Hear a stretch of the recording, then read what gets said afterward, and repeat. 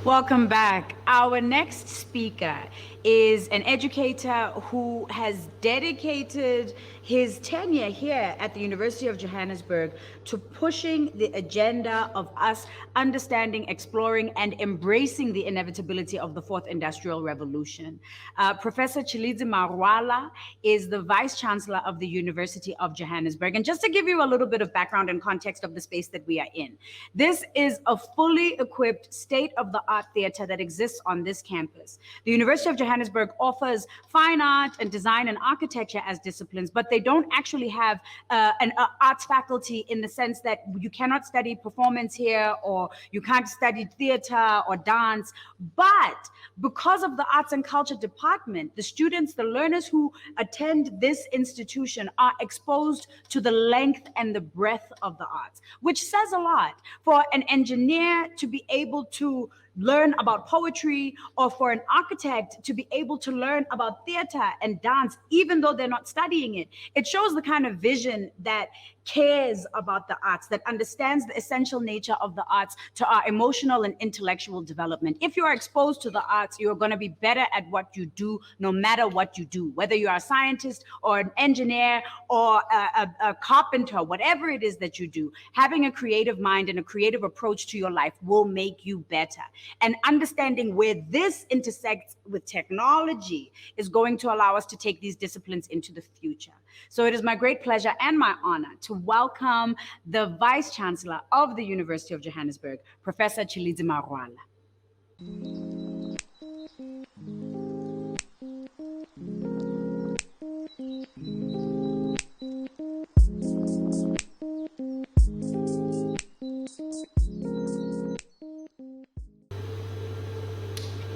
Good morning, Sanibonani, Dumelang, Goeie Dag.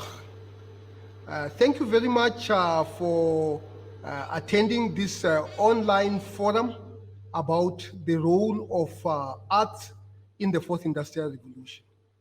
Many people, when they hear about the fourth industrial revolution, the thing that comes to mind is about technology. Of course, it is about technology, but it is more than just about technology. Now, what is this thing called the fourth industrial revolution? The fourth industrial revolution is an era where humans and machines are converging into a single system. For example, many of us, if we were to take away their devices for just a few hours, the activities in their brain is similar to the activities of the people who are trying to stay away from drugs. So technology has become so much part of us that we cannot live without it. But what is the difference between the technology of the fourth industrial revolution and the previous technologies? Yes, in the first industrial revolution, we had steam engine. And this steam engine gave us automated manufacturing. It gave us trains that used steam, and of course, as South Africans, we remember a famous song by Yuma Sikela, who was talking about a steam train. And then obviously the second industrial revolution gave us electricity. And the third industrial revolution gave us the digital age. Now, the difference about the fourth industrial revolution is that it makes machines intelligent. Now, what do we mean that machines are intelligent?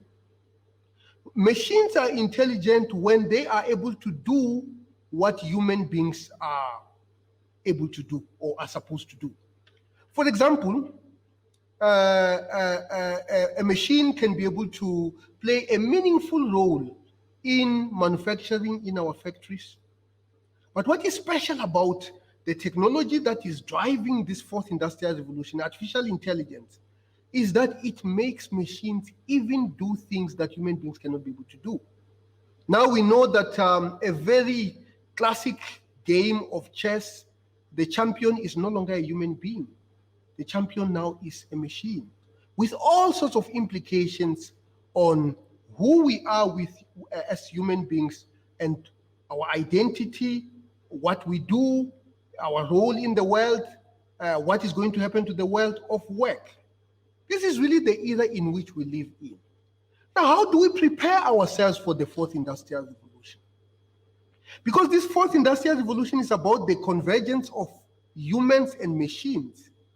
The people who are going to thrive in this era are people who understand both technology and human beings. I was just talking to Lebo, whom incidentally I'm seeing her for the first time in this room, and I'm expecting to see her many, many times in the future. That when I was an undergraduate student, I actually was required as an engineering student in North America to take human and social science courses. And the reason for that is because as machines become intelligent, it is upon us to make them more human. And what makes us human is not just our ability to live, it is also about our creativity, it is also about our aspirations. So if as human beings we enjoy walking into a park or going to an arts gallery, machines must actually be able to learn to do exactly the same. And whoever designs them should actually understand both technology and the arts. So as an undergraduate student, I was required to take 12 semesters of human and social sciences. And one of the human and social science courses that I took was acting. In fact, I took 3 acting classes. So, Lebo, the reason why you don't see me in the river or in Generation, the legacy now, obviously, it's not because of lack of talent. It is obviously because of choice. But on a serious note, it is very, very important that the graduates that come from universities such as University of Johannesburg actually appreciate the arts. Because what is happening now, you have sophisticated arts that are actually made by artificial intelligent machines. Now, how do you infuse that sophistication that is found only in humans into machines? You are not going to be able to achieve that if your expertise is to learn how to program in Python. You have to understand the arts. So the fourth industrial revolution requires multidisciplinary thinking, which basically means that whoever is majoring in technical subjects must also do human and social subjects. And whoever is majoring in human and social subjects must also major in technology. One of the things that I often say, and I have actually said this to the German ambassador, is that the reason why when you go to a country such as Germany, very, very technologically advanced, but it seems to be missing in this new era of social media. We don't have a German version of Facebook. We don't have a German version of Google. It's because the education system in Germany is very, very, very singular. The person who goes and studies mechanical engineering actually knows quite a great deal about mechanical engineering, but knows very little about technology. So it comes with as no surprise that Mark Zuckerberg, the founder of Facebook, actually was a major in computer science and psychology, something that we don't normally do in South Africa because we inherited our educational system from Europe. Of course, it should not just be the arts, it should also focus on African arts. How do we encode, African designs into computer-aided design, for example? How do we put African identity into the technologies that we should create here in the African continent, instead of importing these technologies from Asia and Europe. Of course, we will be able to do this if our educational system is infused with a heavy dose of the arts. So I have to give all credits to the UJ Arts Center, all the people who work here for the fantastic work they are doing under very difficult circumstances. I used to absolutely love attending their events. One of the events that I attended before COVID came was about a choir that visited England in the 18th century. That choir actually went on and performed in front of Queen Victoria. And of course, there were pictures that were taken, but many personalities that came out of that group of people who went to England and ultimately to United States to showcase South African art. Charlotte Maxeke, by that time when she was part of that choir, she was Charlotte Manya, who actually ended up becoming the first African woman to get a BSc degree from Ohio. And then she came here and she formed a college, Wilberforce College, that still exists today. So creativity is very, very important. And it is important in the future that we are trying to build. And unfortunately, as a scientist, I know very well that when you are in a science class or an engineering class, because many of these science, mathematics are almost crisp.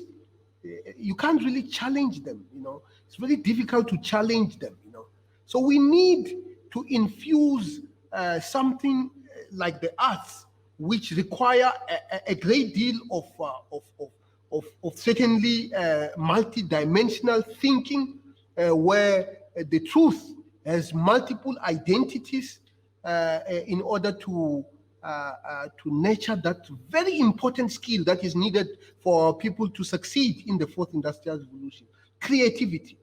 The World Economic Forum has come up with the skills that are needed for any nation to succeed in the fourth industrial revolution.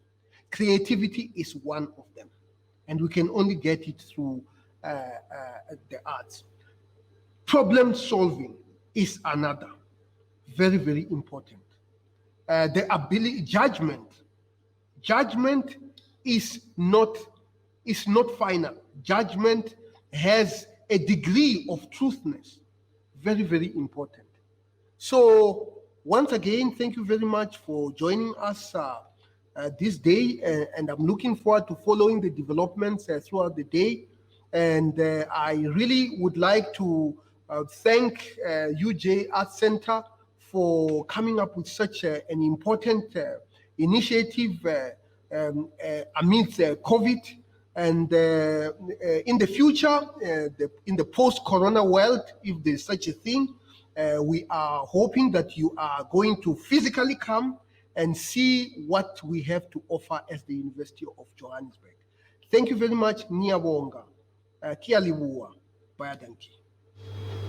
Thank you for tuning in. Welcome back to Futures and Beyond, where creativity and the fourth industrial revolution meet. Once again, we're coming to you live and direct from Johannesburg, South Africa. UJ Arts and Culture, the Cultural Center, this beautiful theater. We've just heard the vice-chancellor of this university address us about his intellectual passion project, the fourth industrial revolution. And he essentially said that the fourth industrial revolution is the mergence of biology and technology. So human beings and machines becoming one thing, which is mind-blowing to think of and raises a number of questions and I appreciate a number of the issues that Prof raised in his speech, because essentially, one of the things that he said was that creativity has the power to hold complexity. The arts is the space where we can ask difficult questions. The arts is the space where we can put disparate ideas together, or seemingly contradictory ideas together, and find a way to try to understand them. The arts allows us to move beyond binaries, to move beyond black and white, to see the coexistence of things that don't always make sense, which is what we are faced with in this climate. We're all asking ourselves questions about fundamental existential questions, survival questions, questions about the future, questions about the position of technology, about our own position as artists and as human beings and as Africans in this new space. The arts are a tool that can help us to be able to distill these questions, to mine our way through these questions, and to find solutions. And I don't think that we should be afraid of that. So what does that look like? What does a future where human beings and technology are one thing look like? It looks like synthetic organs. It looks like an increased life expectancy for human beings. It looks like designer DNA going into the DNA and changing people's features, changing people's appearances, changing people's intellectual capacity. What impact does that have on lifespan? What impact will that have on resources? If human beings are living longer because we're able to extend our lives, because we're using technology to change our bodies, change our physicality, what then does that mean? What's the impact of that on human resources? What's the impact of that on resource consumption if people are living twice as long as they're supposed to live, if we are not biologically augmented? These are all really interesting questions. And then especially in the African continent, where we're dealing with issues of access and of inequality, what does the digital divide mean when the digital divide literally divides people? When you have people who have been merged with technology and human beings who are still what we understand human beings to be, what will that mean for issues like class? What will that mean for issues like access? What will that mean for opportunities going forward? All very interesting questions that we can explore through art. And there's some fantastic comments that are coming in from the chat, which I really, really appreciate. You've been talking about putting Africa at the center of technological innovation and development, and using that to help us be able to heal ourselves, to find a way to center our narratives in global discourse, to address the underdevelopment of Africa. All of these are huge, mind-blowing issues, and I'm grateful that you're grappling with them. I'm grateful that there are a number of people and thinkers and creatives around the world who we have convened for this platform to be able to share their ideas on this really complicated and interesting and inspiring stuff with you. I love artists. I love artists because we can just get lost in all of these ideas.